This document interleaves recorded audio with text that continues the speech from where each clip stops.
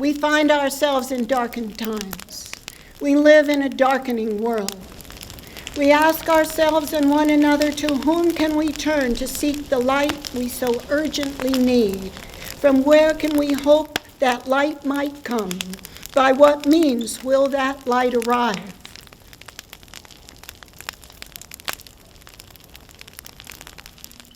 Kohtr'elneyh, Kohtr'elneyh, Kohtr'elneyh, Kohtr'elneyh, Kohtr'elneyh, Kohtr'elneyh. Essentially, we're up against a major climate crisis. We're up against dwindling finite resources. And at the root of it all, we're up against colonial structures that have been instituted to make some people wealthy. But this is a time to have a conversation about how to be adaptable and how to be loving and how to come from light instead of fear. So the name of the summit is Kohtr'elneyh, and this is Benti Kanaga, and it means that we're remembering. We're remembering forward. This concept of a just transition is not new. It's something that our people have already been practicing for millennia. And so it only makes sense for us to be integrating that, but to also be basing our plans moving forward off of that indigenous knowledge, which is why the summit is called Remembering Forward.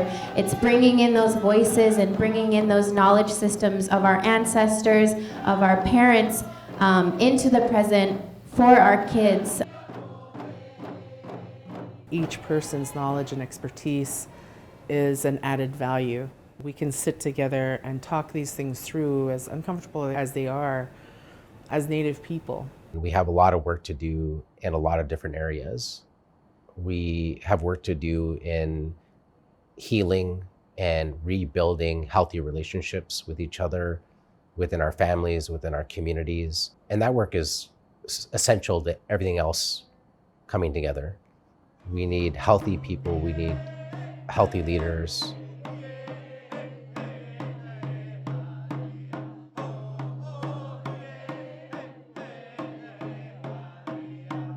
In this room, we don't have historic amnesia, and we don't have ecological amnesia. You know, some people, they have no recollection that there was a spring there, or that there was wild rice there. And then some people remember that you used to be able to fish there. And so we are the people that are not going to forget that. One of the ways that we maintain our wellness as Native people is by maintaining our lifestyle and providing for ourselves. Our ability to sustain our lifestyle has been one of the only reasons and the main drivers in our economy. I really hesitate to call it a subsistence economy because the word subsistence has a very specific definition.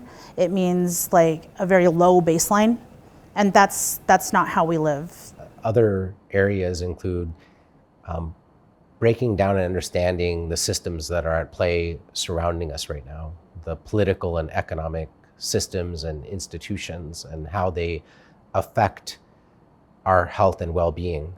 Economy really means how do we manage home, and these places are home for us. So when we think about the economy, we're thinking about how do we make life work for people in places. MESA describes our work as helping to advance a just transition to a new economy. And I think from our perspective, the focus is less about trying to stop the old economy and more about trying to build the new economy. From our experience, the old economy is going to dismantle itself, and the new economy needs to be more diverse, sustainable, resilient, and equitable. The old economy was none of those things. When we talk about climate activism, when we talk about social justice, when we talk about just transition, the lessons that we have to teach are lessons of love and lessons of well-being and relationship and respect. And they're lessons that must be shared for a just path into the future. The thing is that there's not one solution.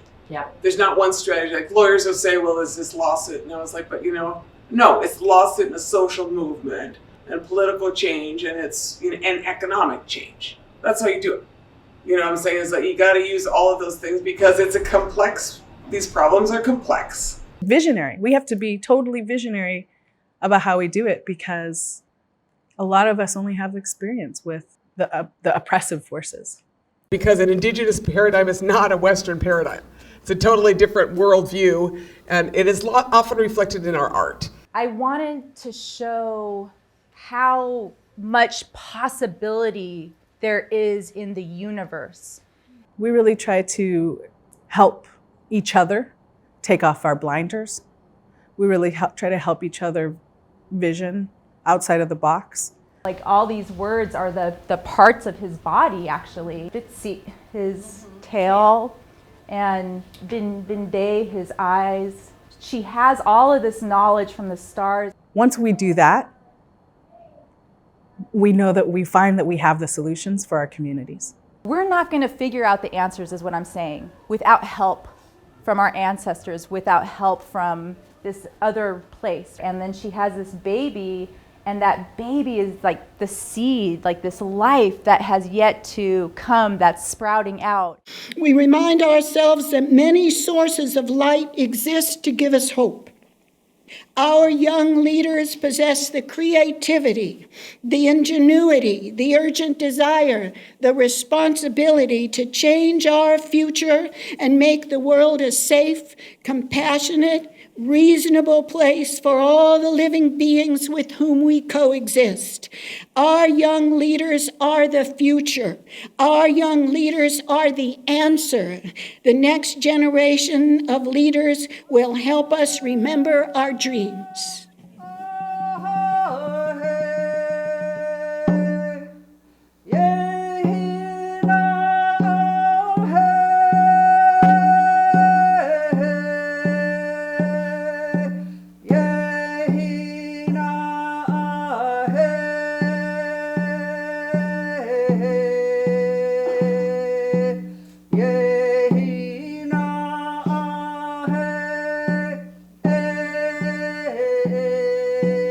But for us as Native people, what this means is we're returning to an understanding and an acceptance and a love of who we have always been. Despite the fact that there was so much done to actually turn us against ourselves, we are right-sizing the world again to what it means to be Indigenous, to love who we are, and to ensure that our children love who they are and can bring and deploy that strength into the world. Because, let's be honest, it needs it now more than ever.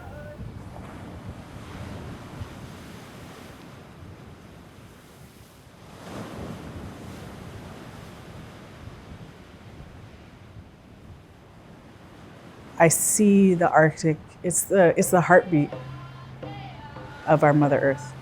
It's the organ that has been controlling the blood flow. The freezing and the thawing has control of the thermophaline system of the ocean.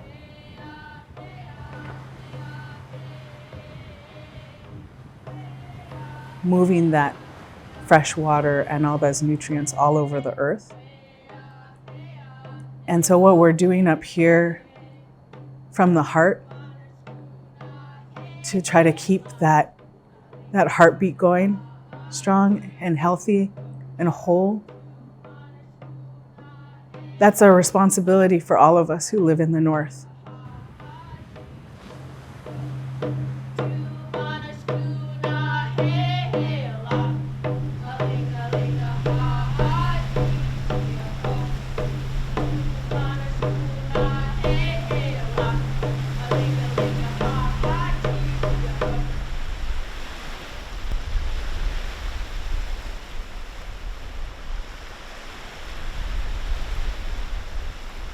In a circle, there are no sides.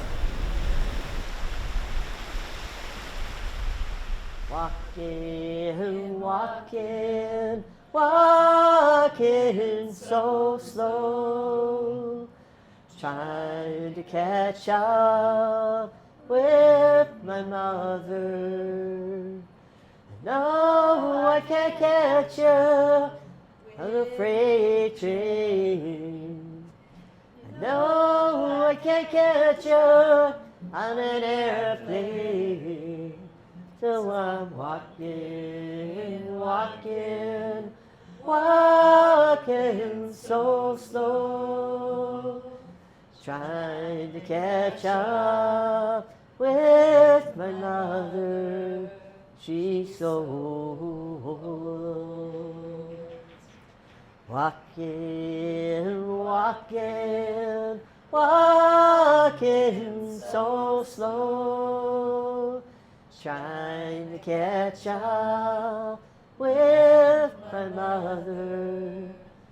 You know I can't catch her on a freight train. No, I can't catch her on an airplane. So I'm walking, walking, walking so slow, trying to catch up with my mother, she's so old.